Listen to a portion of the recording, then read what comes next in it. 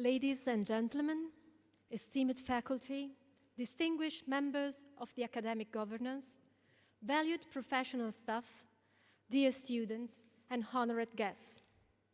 Today, we gather to celebrate and honor the human, artistic, and social contributions of an extraordinary director.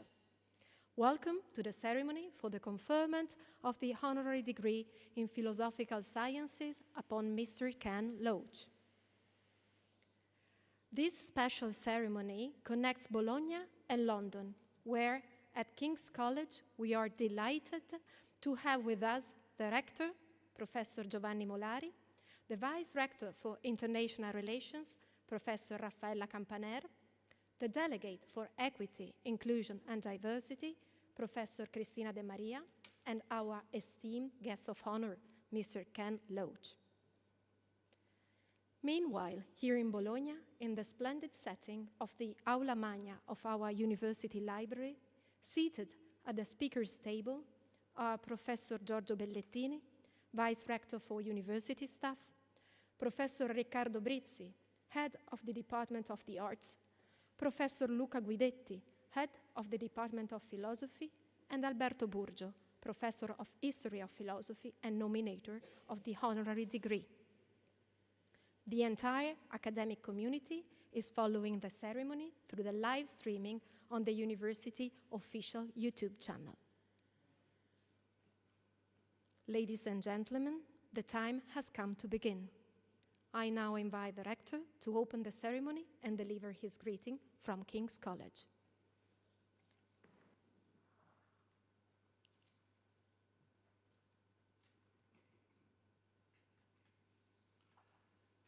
Dear colleagues, dear students, dear Mr. Loach, it is with great pleasure that I greet you all and thank you for your presence at this ceremony, which brings us together for the conference of the honorary degree in philosophical sciences to Ken Loach.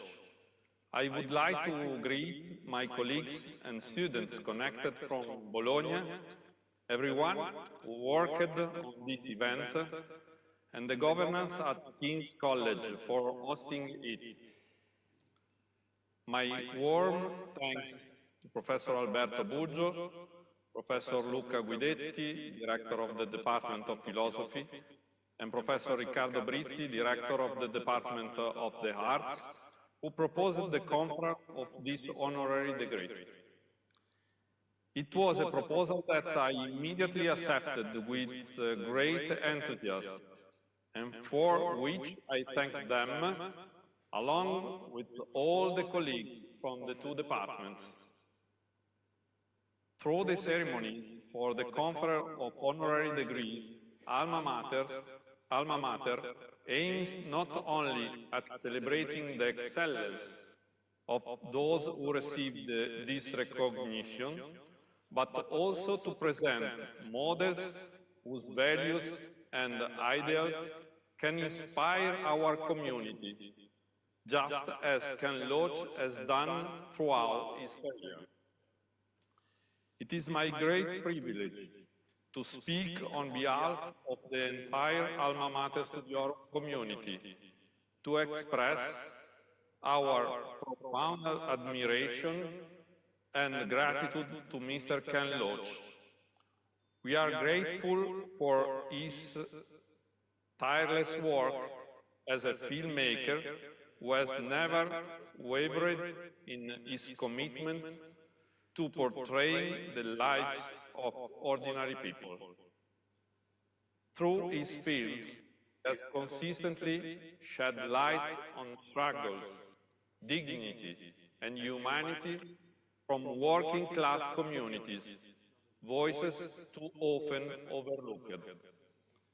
We admire the authenticity, intellectual depth, and moral clarity that define every one of his works. Ken Loach engages with reality in a way that is both artistically brilliant and socially and politically aware, reaching audiences across generations, cultures, and countries. His cinema is not only a mirror of society, but also a call to empathy, resilience, and social justice. His extraordinary career, spanning over 5 decades and including 27 feature films and numerous documentaries, has earned him the highest international recognitions: 2 Palme d'Or at Cannes, the Golden Bear for Lifetime Achievement in Berlin, and the Golden Lion for Lifetime Achievement in Venice, among many others. His latest film, The Old Oak, continues to testify to his enduring relevance and profound insight into contemporary life, into the tensions and conflicts that permeate difficult current scenarios. This recognition goes beyond mere artistic achievement. It acknowledges a rare combination of storytelling mastery, ethical rigor, and profound understanding of the social transformations shaping our world. The university, in its truest sense, is called to embody and promote the values that Mr. Loach emphasized: sensitivity and empathy towards diversity and the enhancement of human dignity, the cultivation of critical awareness, and the pursuit of justice. In our classrooms and lecture halls, knowledge becomes an active force for the common good. Memory transforms into care for the present and responsibility towards the future. And culture fosters a respect for fundamental human rights, the very principles that lie at the head of democracy. It is an honor to represent an institution that, in the very first lines of its statute, proclaims the preeminent value for the entire community of the Alma Mater Studiorum is the respect for the fundamental rights of the individual, which the university undertakes to promote and protect in all circumstances. Awarding this honorary degree to Ken Loach is not only a recognition of his artistic brilliance, but also a celebration of his commitment to social causes and ethical responsibility.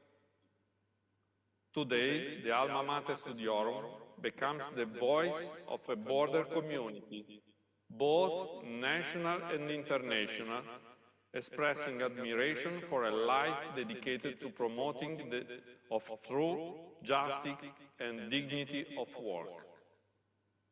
Mr. Loach, I wish to say that this honorary degree is, above all, an honor for us who confer it.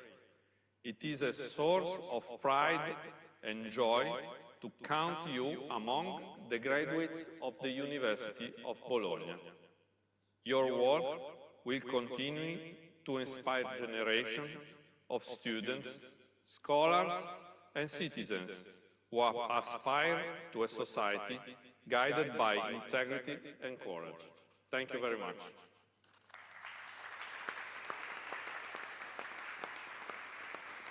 Thank you. Let us now return to Bologna, where Professor Bellettini will do the honors. Thank you.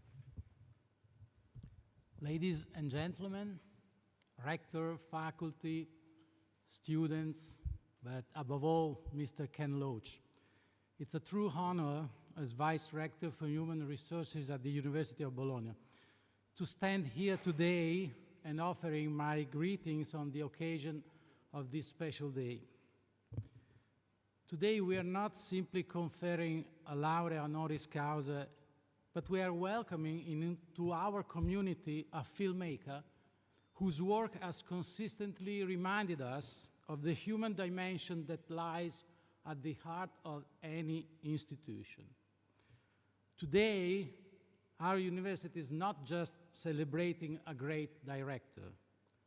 We are celebrating a way of looking at the world, one that places humanity, compassion, and courage at the center. Ideas that support also the mission of our university. Your cinema, Mr. Loach, from Poor Cow to the Old Oak, is a reminder that culture has a responsibility to make us see what we might not prefer to see and to make us care. You teaches us that culture is the strongest when it refuses to look away. And in a moment of global uncertainty, your voice helps us resist indifference. On behalf of our community, I thank you, Mr. Loach, for the example you give us. Congratulations and welcome to the University of Bologna.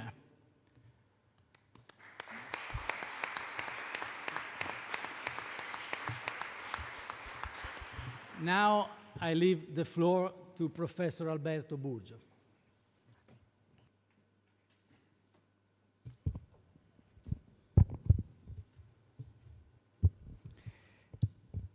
Magnificent Rector, colleagues, ladies and gentlemen, dear Ken, it is a great honor for me to take part in the ceremony awarding an honorary master's degree in philosophical sciences to one of the leading figures in contemporary cinema, one of the greatest intellectuals on the European art scene today. It is also a source of great pride and deep gratitude for me to have spent a large part of my life as a professor and scholar at the university that so strongly wanted this ceremony to take place. My task is to briefly outline the intellectual and artistic profile of Ken Loach. And indeed, I could get away with the formula that is usually used in circumstances such as these. I could simply say that Ken Loach needs no introduction. And never before has this formula been so appropriate. But, of course, this way out is not open to me.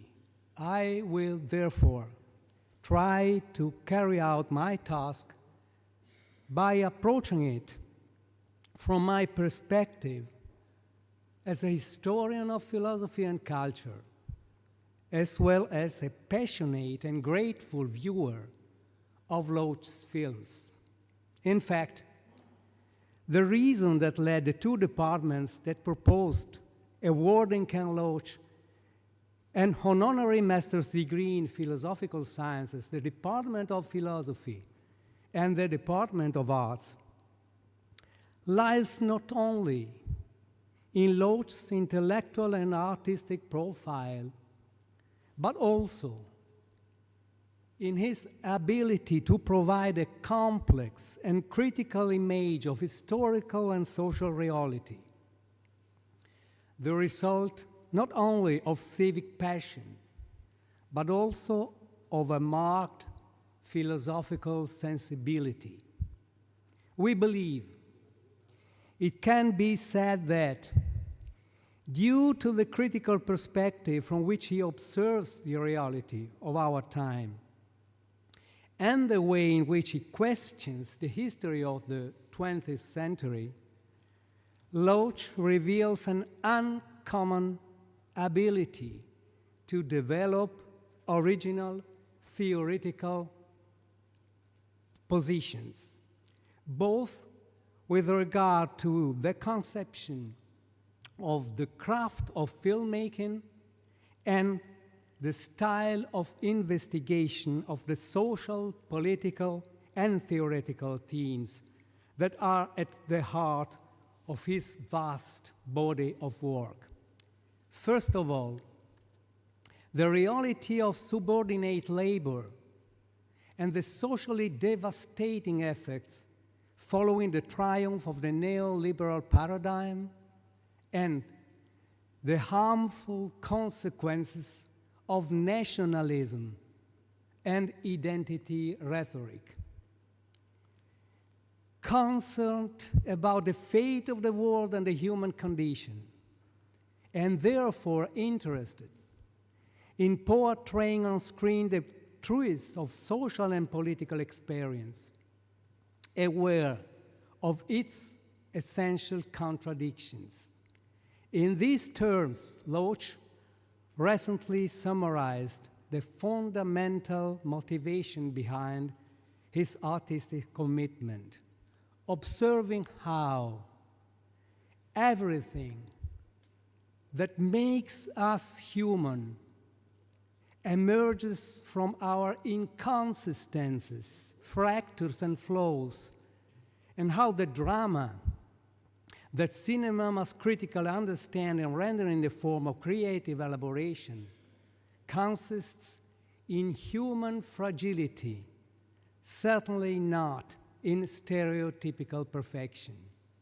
Hence, a conception of citizenship that we could define as radically cosmopolitan, which, against the backdrop of a remarkable historical and critical awareness of the economic and social transformations that have taken place over the last few decades, tends to transform cinematic representation into transformative practice. Dear Ken, thinking back over the last few days on your direct and seemingly instinctive filmmaking, and recalling the many talented actors you directed who seem to have been taken from the streets, I was reminded of the definition that Bertolt Brecht gave of his utopia in 1933. Building an ideal society, he wrote, ist das Einfache, das schwer zu machen ist. Simplicity that is difficult to achieve. We believe the same can be said of your courageous filmography as a whole, in which you have been able to represent with great apparent simplicity the harsh reality of everyday life in all its complexity, in its conflicts, in its bitter contradictions that also bring pain, suffering, and sometimes even despair, but always trying to point to possible solutions, the way to restore dignity even to those who have no power. Thank you so much, dear Ken, for what you have given us. Thank you so much for what you have taught us.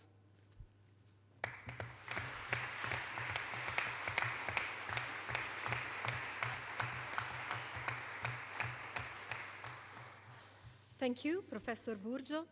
Let us now hear from Professor Riccardo Brizzi, head of the Department of the Arts, who will present the reasons that led to the proposal of this honorary degree.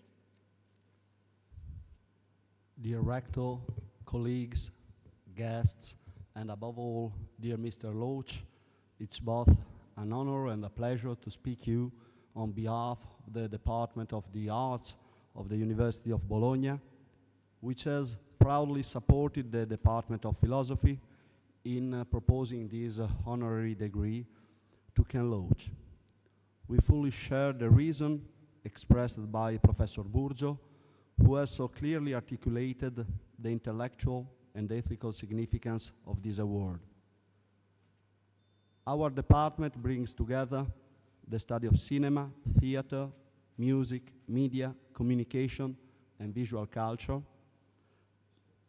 all forms of artistic expression that seek, each in their own way, to make sense of human experience. From this perspective, Ken Loach's body of work stands as one of the most profound and enduring dialogues between art and thought, between representation and ethics, between cinema and philosophy. Ken Loach has never been a filmmaker confined to a single style or tradition.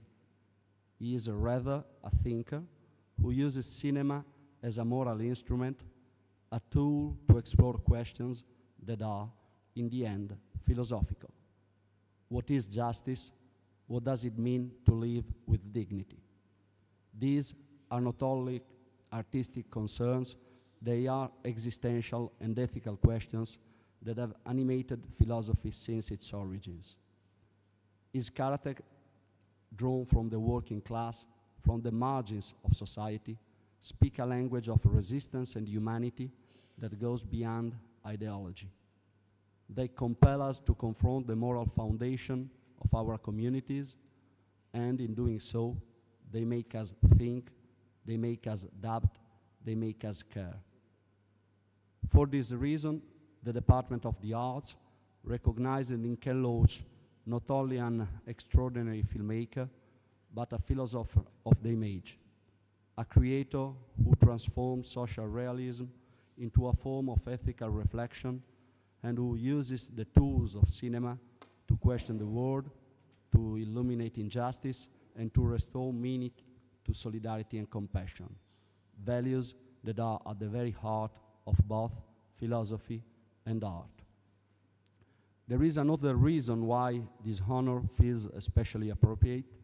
The University of Bologna, the oldest in the Western world, was founded on the idea of dialogue between students and teachers, between knowledge and life. In that same spirit, Ken Loach cinema invites us to listen, to argue, and to engage with the real, not to escape from it. For all these reasons, and let me say, for even his mastership in representing the social role of football, the Department of the Arts is deeply proud to have supported this honorary degree.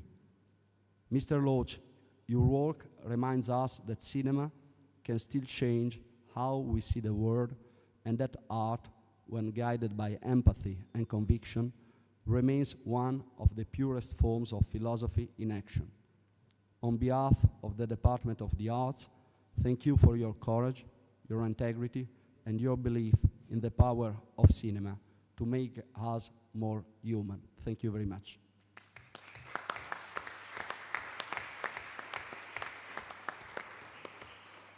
Thank you, Professor Brizzi. We now turn to Professor Guidetti, Head of the Department of Philosophy. Professor Guidetti, the floor is yours.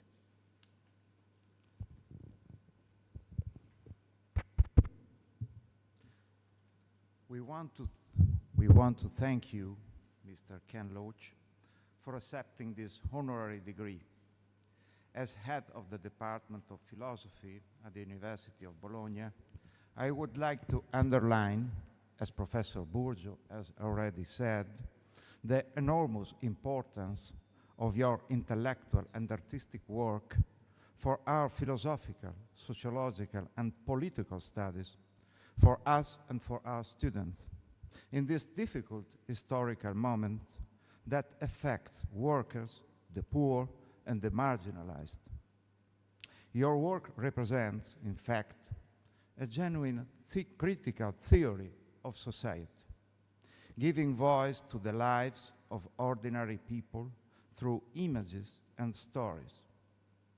Your approach privileges authenticity and truth, creating a raw and direct representation of reality. You show that community and mutual support are key to overcoming adversity, and you focus on human relationships and personal stories rather than dogmatic propaganda. For you, universal human values such as solidarity and sharing have profound political and philosophical implications. In this sense, you reject determinism and fatalism. Your philosophy embraces the idea that individuals are responsible for their action and capable of changing their circumstances. You show characters who struggle against adversity, countering the fatalistic belief that nothing can be done, and affirming instead that active hope for change is itself a political act. It is not, therefore, a matter of passively wishing for a better future, but of recognizing the power of collective action as the means to bring about meaningful change. In conclusion, we could say that your work invites us to reflect and to think, to seek the causes and the factors behind events. And this, we believe, is the most important philosophical lesson that, through you, we would like to pass on to our students and our community. Thank you once again, and thanks to the rector and the head of the Department of the Arts, Professor Riccardo Brizzi, for supporting this proposal.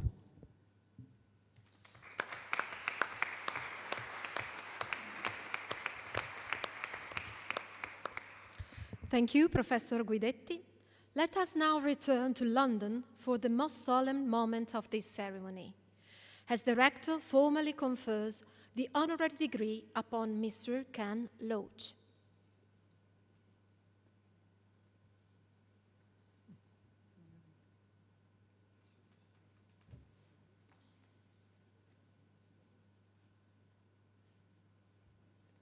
Professor Giovanni Molari, Rettore dell'Alma Mater Studiorum, Università di Bologna.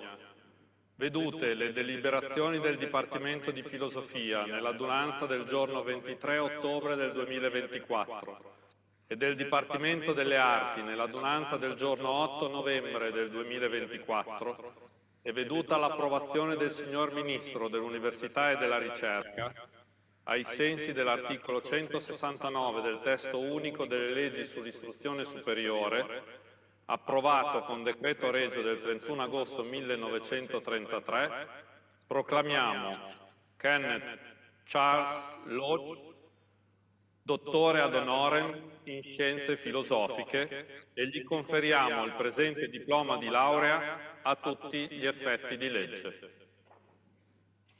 Applauso.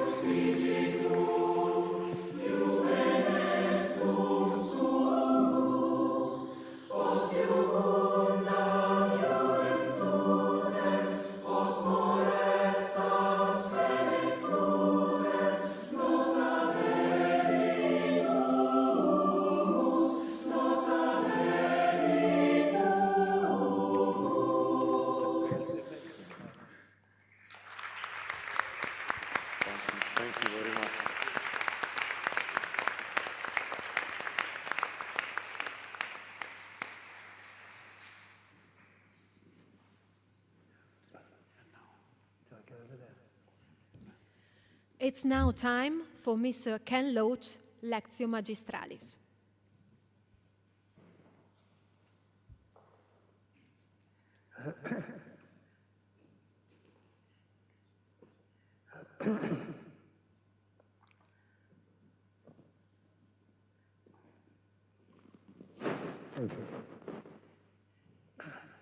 Well, this is immensely kind and generous of this university, Bologna, of which I'm a very proud member.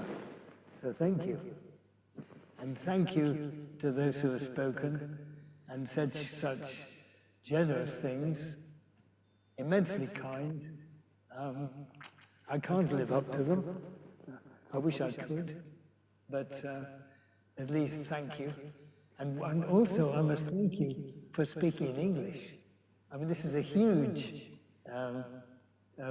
courtesy to someone, to people who, I'm joining an Italian university, and you are speaking from Italy, and you speak English, and thank you for that.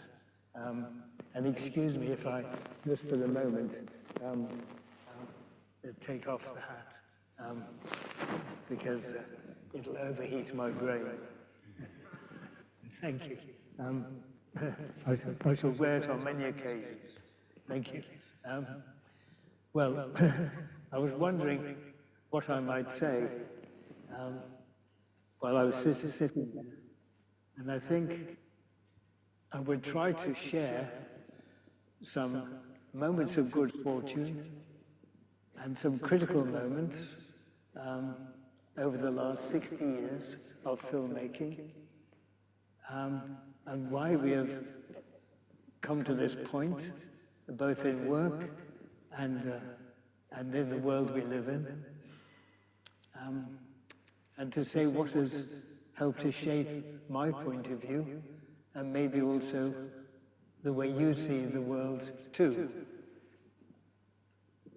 It starts in the 1960s, in the 60s, and after a few years in the theatre, not very successful, and I found myself in the BBC with a young family to support, so I had to get a job, and I was directing plays at the BBC, and I joined a group who were given the task of making contemporary drama, films about, or programs about today.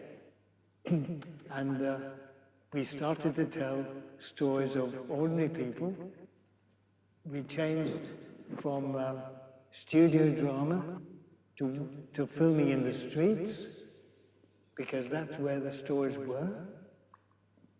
And then once we started making films, I had to realize I didn't know how to make them. I just didn't know. And I began, and the films that struck me the most were the Italian films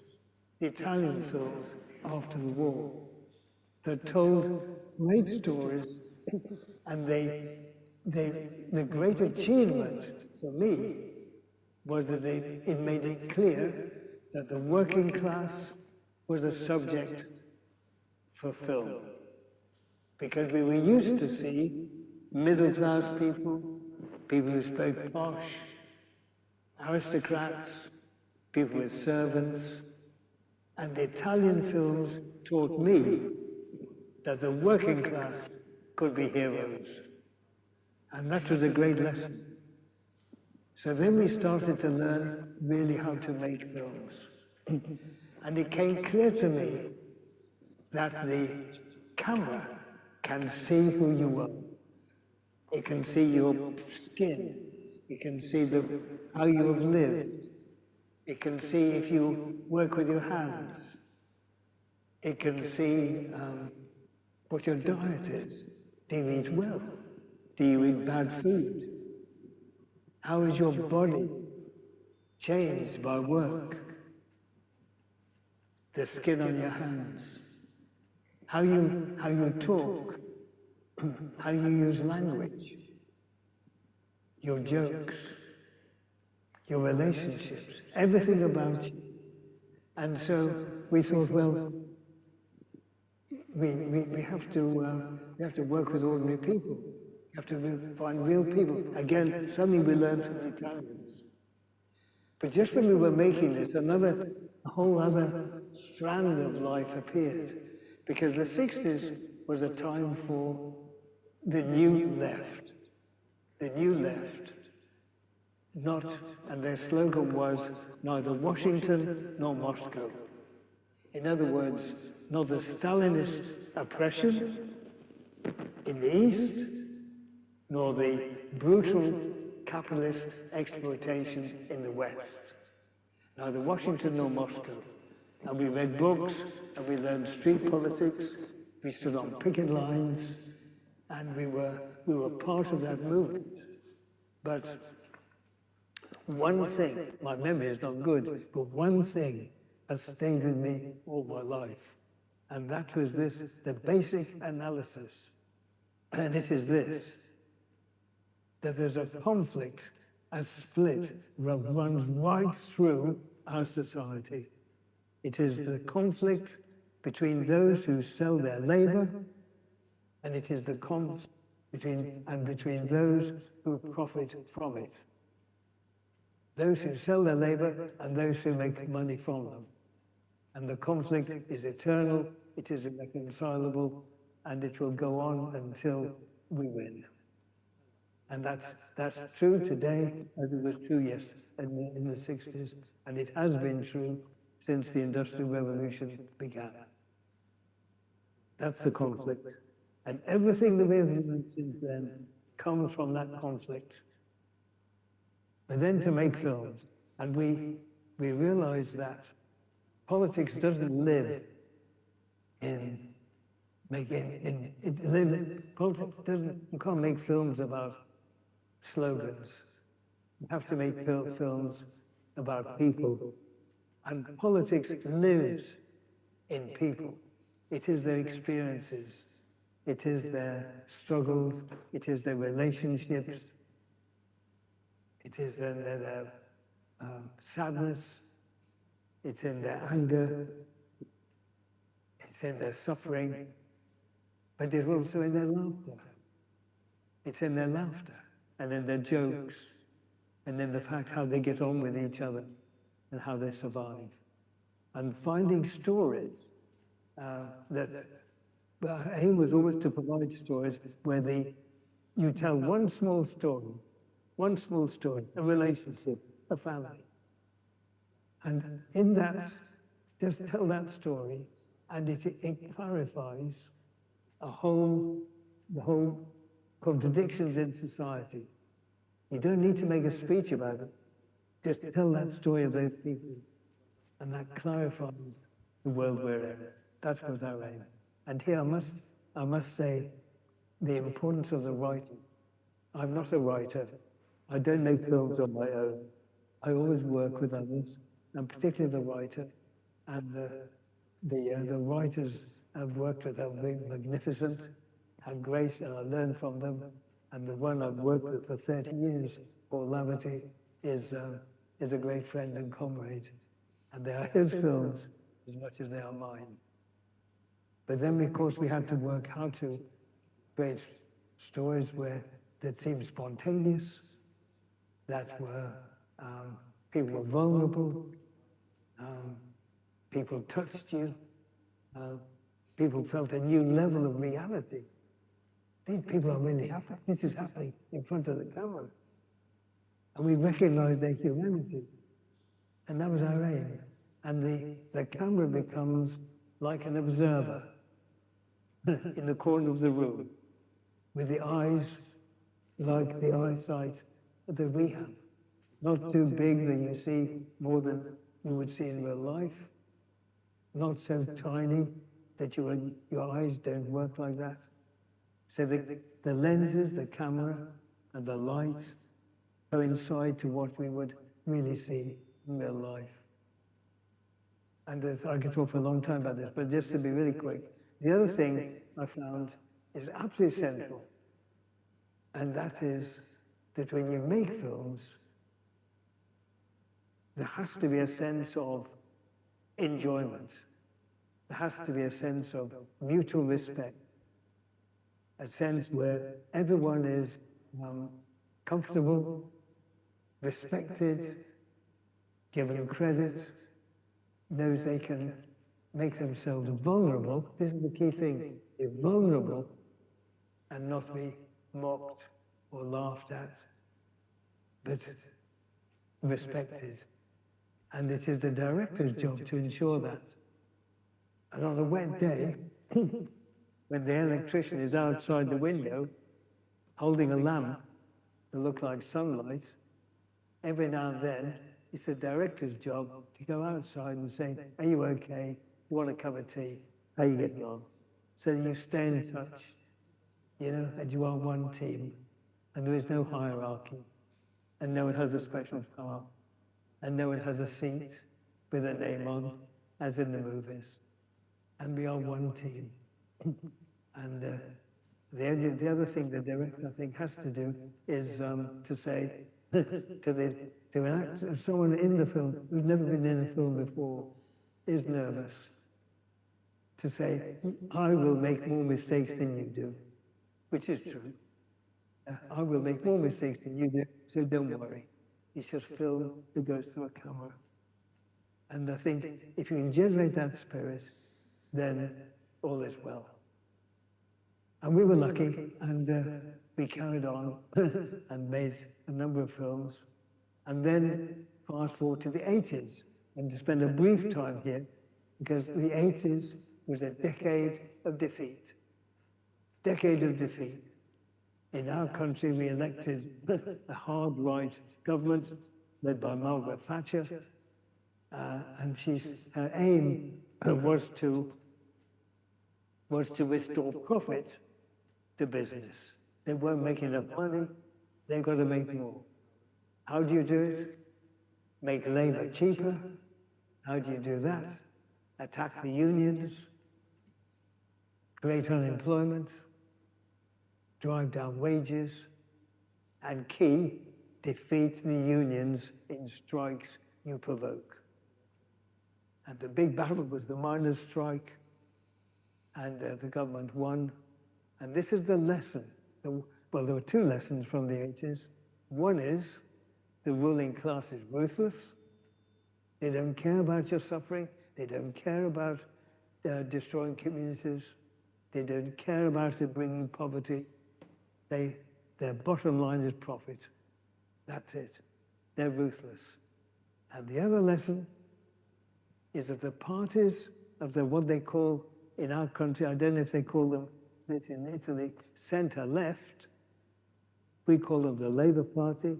I think in Europe they call them socialists. Socialists, well, I think not.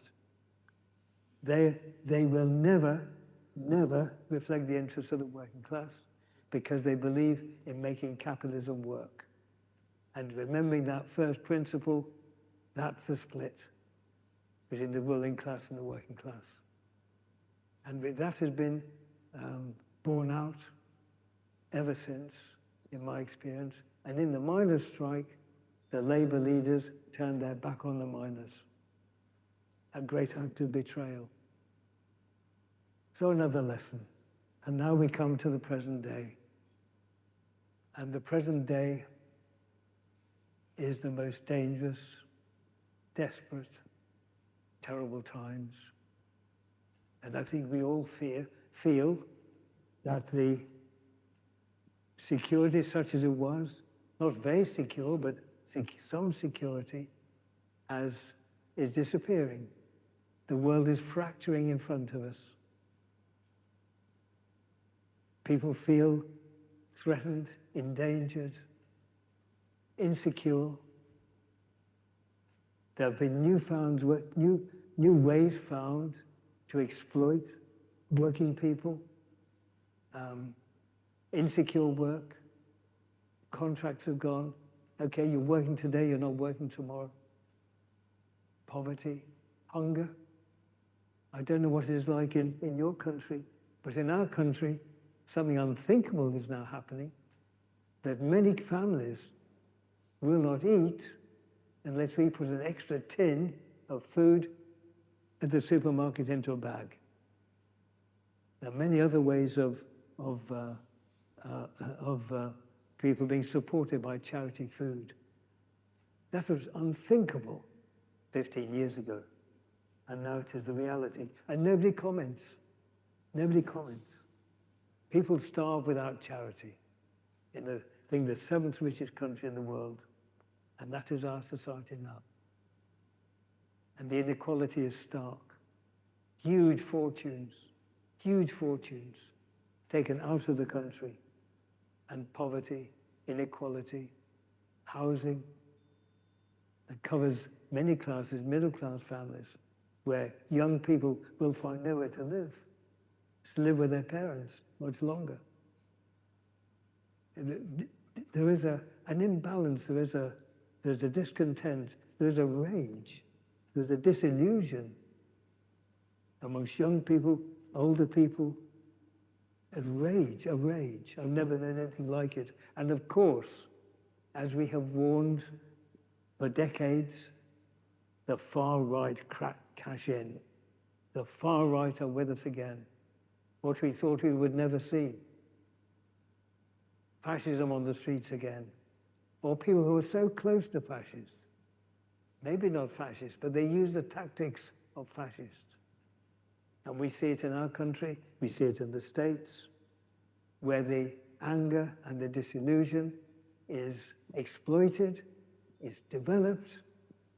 People are made more angry, more disillusioned with what has happened. And of course, the other tactic is to find a scapegoat, someone to blame. And it will be someone poorer than even the poorest people in our country, the most vulnerable, with nothing at all. And that is the tactics of those who are so close to fascists, it's hard not to call them fascists. And we see it in our country now, and it is frightening. We see mobs on the streets who are not all right-wingers bred in their bones. There are people who've been whipped up to this. One case threatening to put on fire a hotel in which migrants were living. She was punished for it. But there are many threats, many throwing stones. We would never thought we would ever see that again, yet it is happening. And it is happening across Europe. It is happening on the States. It is happening across the world, even in South America, some countries. That's at home. Abroad, we see the terrible threat of climate change, an existential threat for humanity, where we are consciously destroying the fabric of the planet we live on. And we are doing it. And of course the science is there, and it's in all our universities. We all know it. And yet there are idiot politicians who say, drill, baby, drill. And they are destroying us. And this is a situation in which the intellectuals and people of good conscience have to speak up, as I'm sure you do. I'm sure you do. The universities do. Must speak up. Because, again, people are misled. People have been elected. We know the President of the United States has said it's a myth. And the danger of this is just incredible when you see what the predictions are for people whose land will disappear, the species that will disappear. And it is happening now.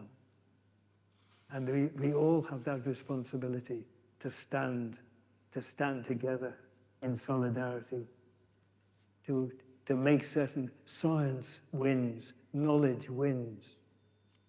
Because it's what we have, is our knowledge, our science, our intellectual capacity.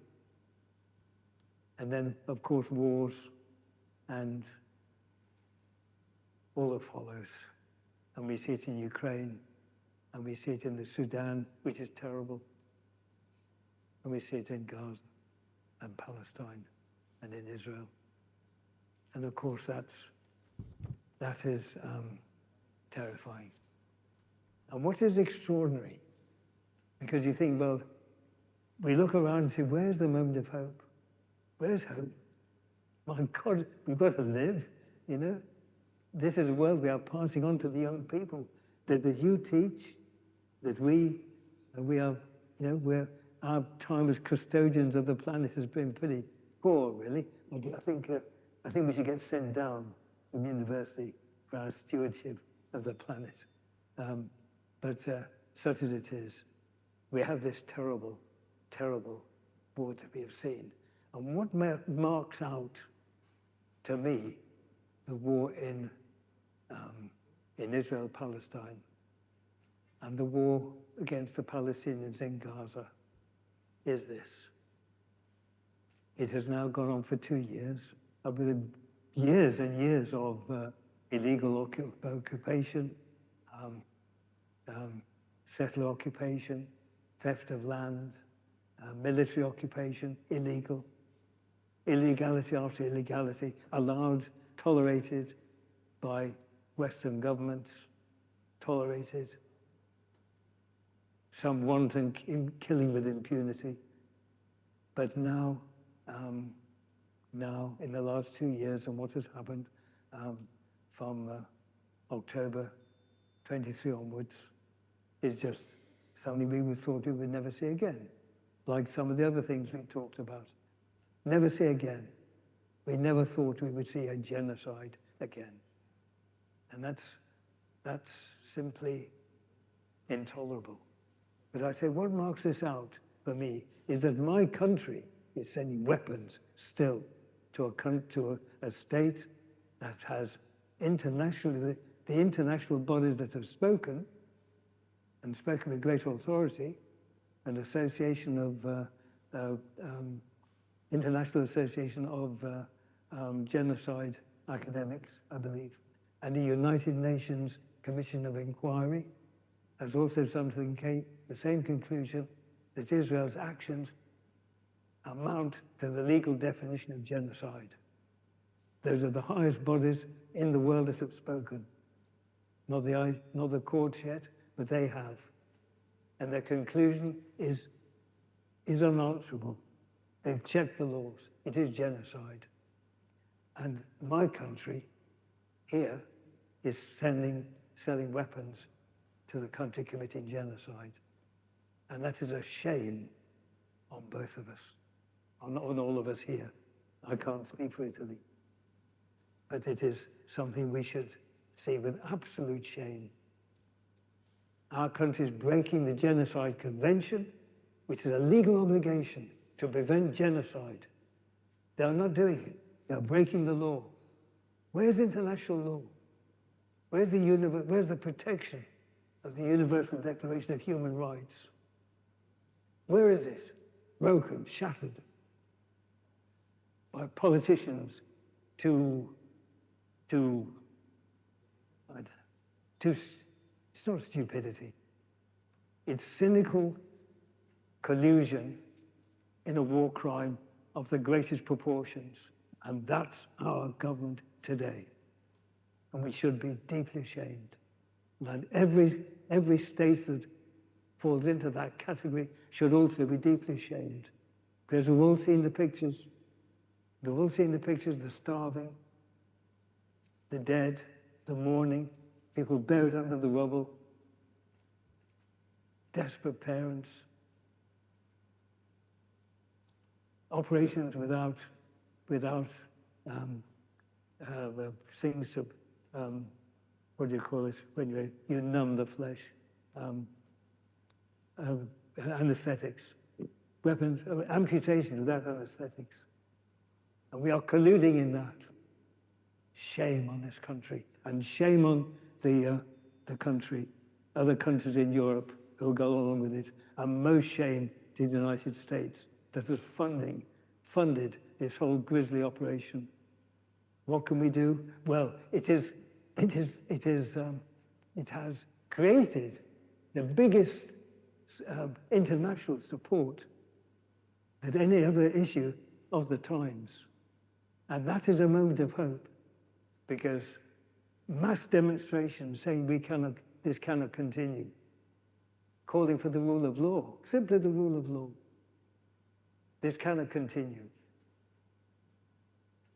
And it is across the world. And students have played a leading part. And well done, I say congratulations to them. And universities have played a leading part.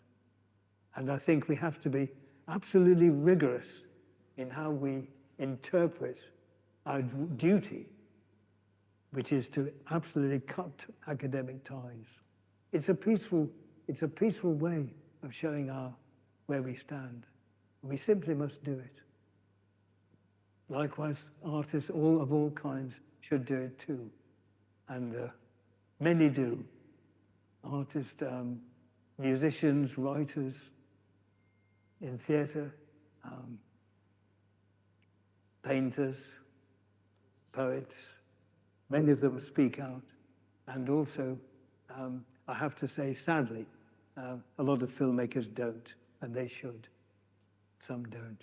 Some do, and some in much higher place in the industry than me, but they do, and well done to them. And I think that's, if we have one cause that will unite us, that will bring solidarity, then that is our cause. But we must also remember the social causes, the poverty, the inequality, where we live in a world of riches, and we could live so much better if we shared what we own, common ownership, democratic control, the real change, end that conflict of the classes. If we protected our planet, of course we could. We have the knowledge, we have the passion, we care. Let's do it. Let's do it. And I have one message to my new friends in Bologna, my respected friends, is please, can I be part of the way you fight it back too? Because solidarity is our strength, and our knowledge and our passion are our weapons.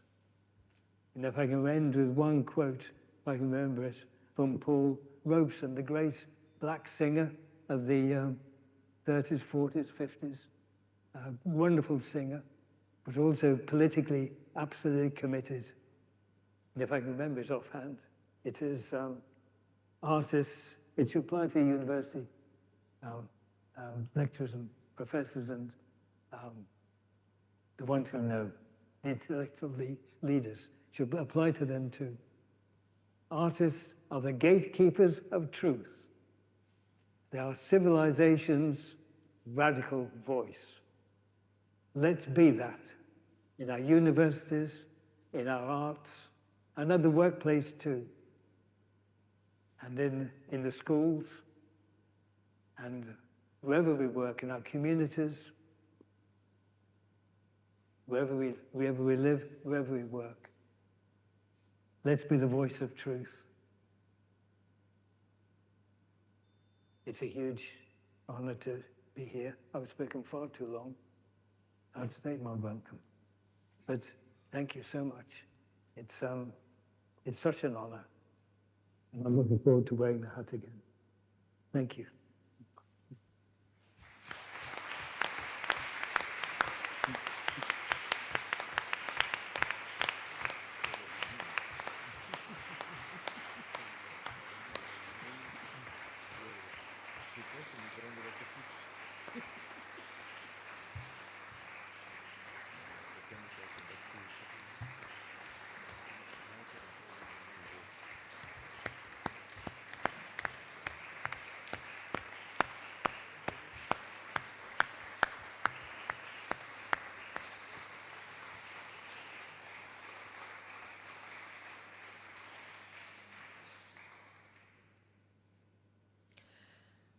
On behalf of all of us here, as well as those in London, and everyone joining us via streaming, thank you, Mr. Loach, for your inspiring address. I now invite the Rector to take the floor for the closing remarks. Well, thank you very much. Thank you again, Mr. Loach. It has been a very inspiring, very interesting lesson for us, for our students, for our community. Thank you again. Also for all the message that you have sent to us. The university will continue in the same way of 936 years of life, to work on our students, to send messages, to organize events like this one, because it's really important for me to explain to all the community what are the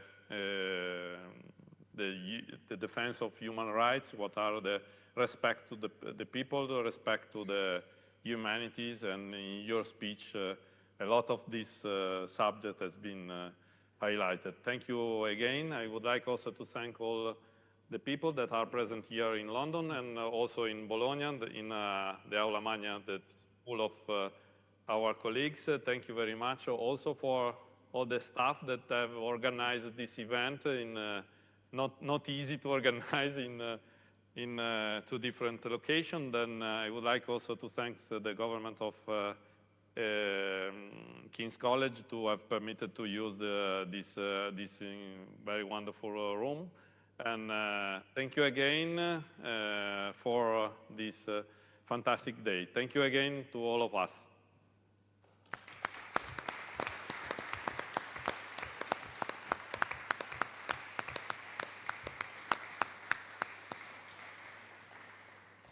Ladies and gentlemen, this concludes the ceremony. Please join us in thanking our colleagues at King's College for their support in making this extraordinary ceremony possible. Thank you all for your presence.